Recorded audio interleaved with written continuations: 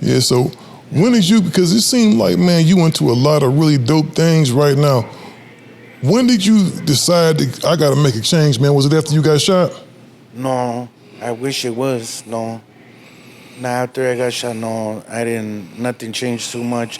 But what did change at that point was I wasn't mobile, so I couldn't go do much. So I sat there and I wrote music.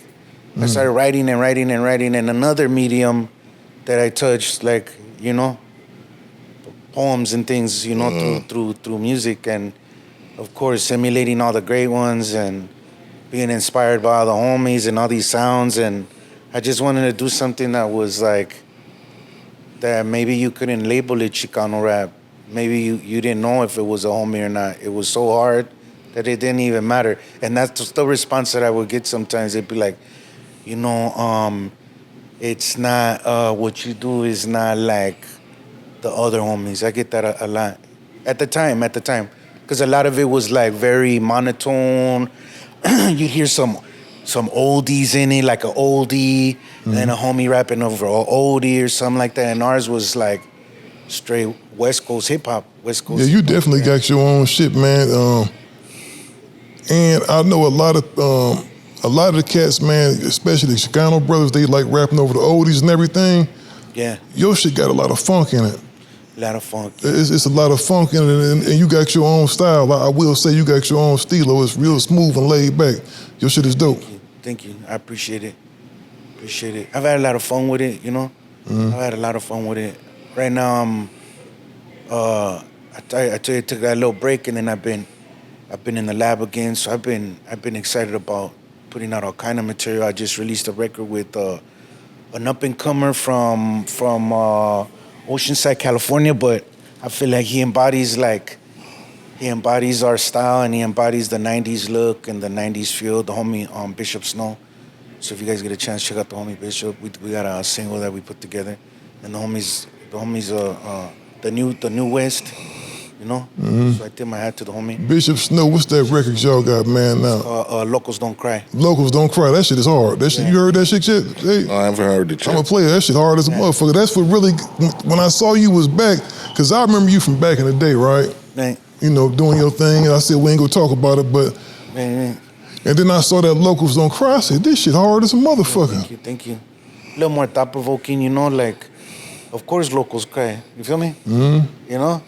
Of course locals cry. Yeah, you probably cry a whole lot. Sounds like we got too much to cry about, you feel me? Too much pain, too many things afflicting us. So, you know, it's just, I think, a little comic twist on things that are naturally, like, they're unavoidable. You gotta let out that energy, that bad energy, and it's okay to cry sometimes, you feel me? Like, it's what it is, you know, let it out. So do every Mexican artist consider themselves a Chicano rapper?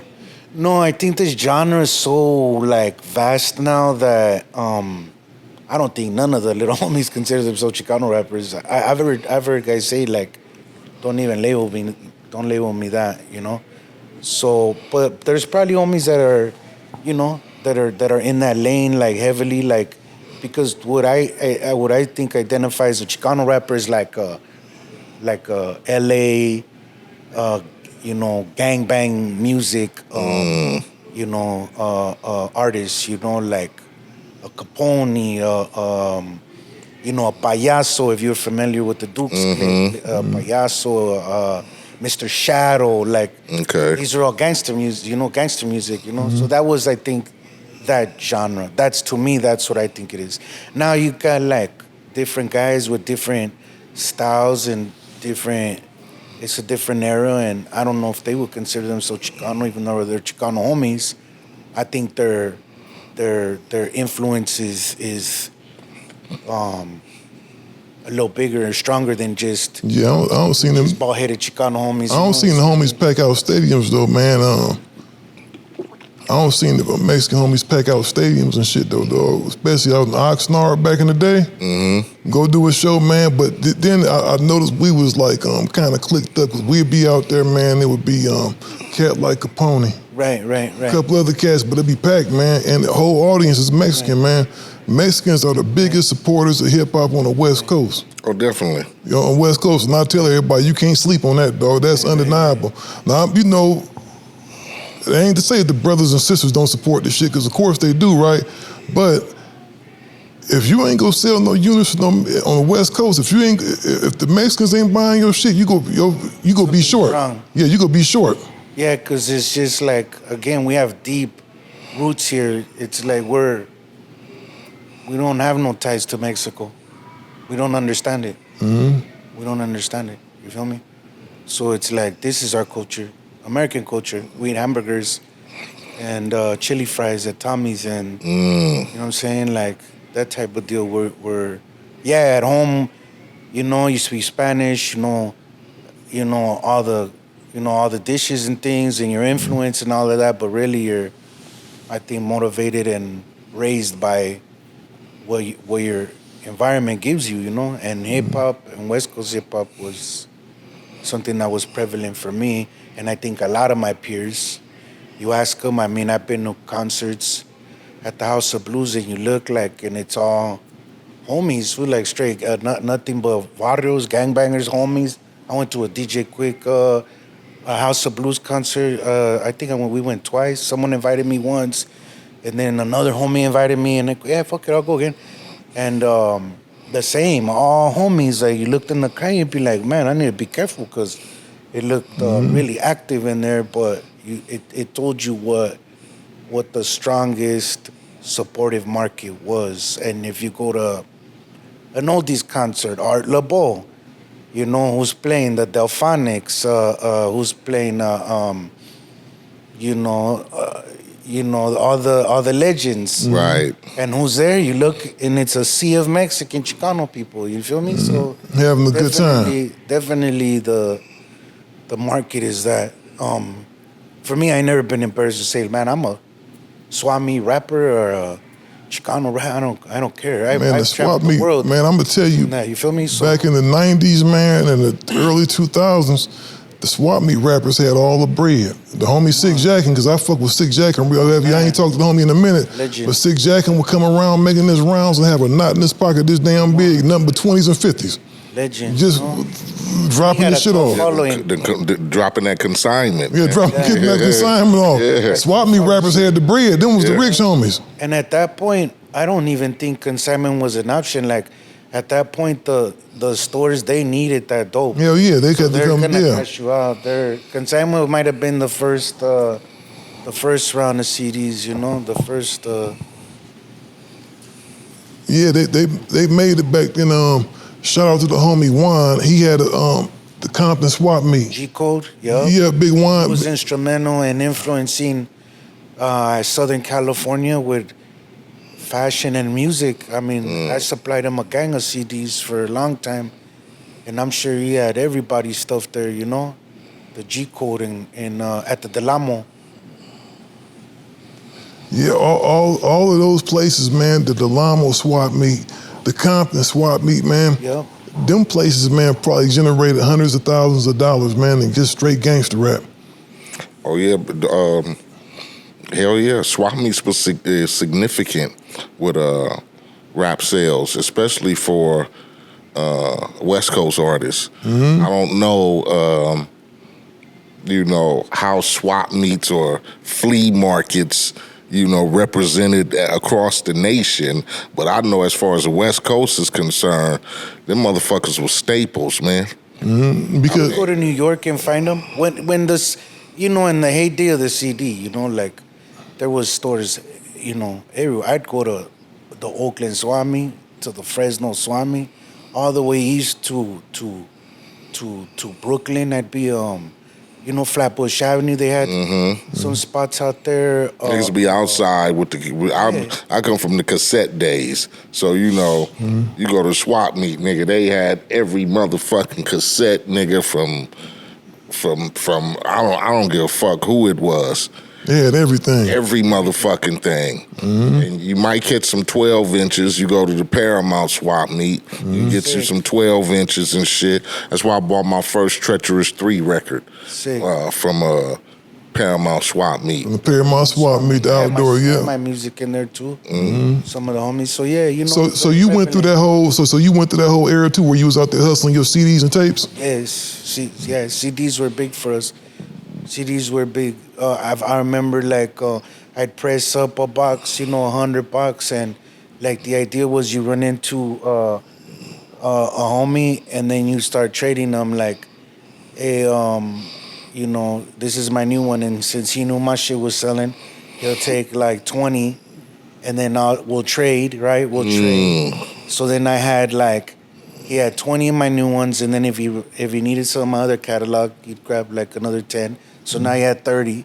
So then I get 30 from him, and then I go to the next homie and I get 30 from him, meet up with this rapper, 30 from him. So now I had a variety. So when I go take that trip to Oakland, or I take a trip to, you know, Colorado or whatever, or even right here, Compton or Linwood, to a local CD spot, I mean, they were like, okay, wow, yeah, I'll take 5 of your new ones. So you went and got some other people's dope to go sell. Yeah, but then I also take that Shadow, and I also want Payaso, and I also want Mr. D, and I also, I mean, it was a...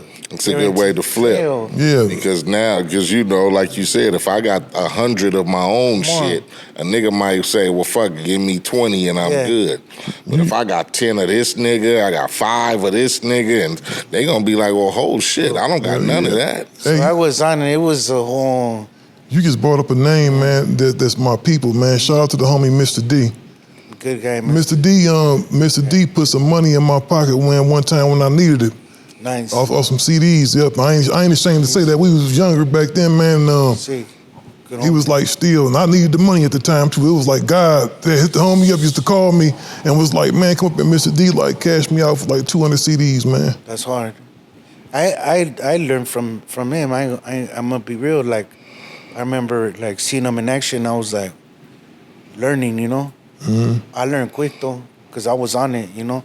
I do hand-to-hand sales, and then I do that, wholesaling with the homies, and you know, direct sales, you know, and then of course, you know, you adapt with times, you know, then streaming became relevant, and now you gotta be like water. Yeah, they fucked up the money, Eiht.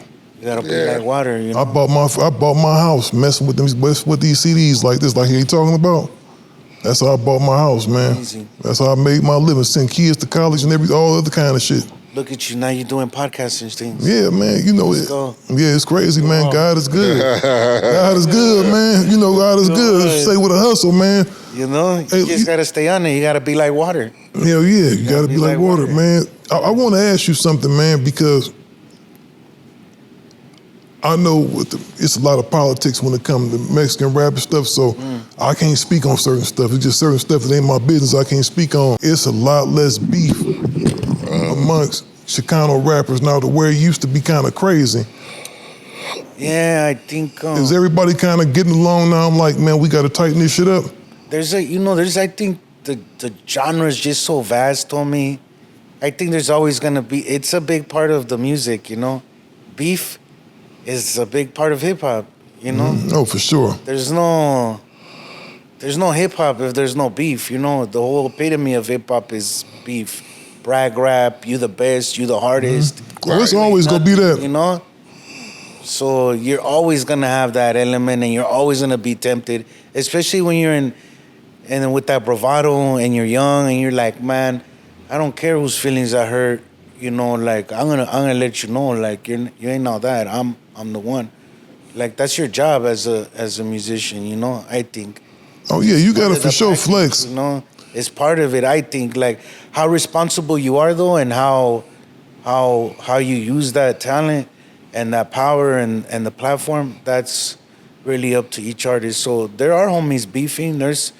You could see homies taking shots at each other. Right. And, you know, there's guys pulling paperwork out on each other. Yeah, that's the new thing now. You know, like, you know, smutting fools up is, you know, like, it's like crazy. It's not your typical, like you said, braggadocious battle rapping. Yeah, shit is crazy now, man. Beefing today has taken the aspect of, like you saying, I'm wanting to prove more than just I'm a great rapper when it comes to beefing. I want to prove that you are a snake. I want to prove that you a snitch. I want to prove that you're, you like the same sex. I want to prove that, you done stole money or told and sent somebody to that's what beefing is now. You know what's crazy though, man? It's really turned into a personal, like you said, a personal smut match, or it's dangerous though. That's dangerous. A discrimination suit is what it's turned into.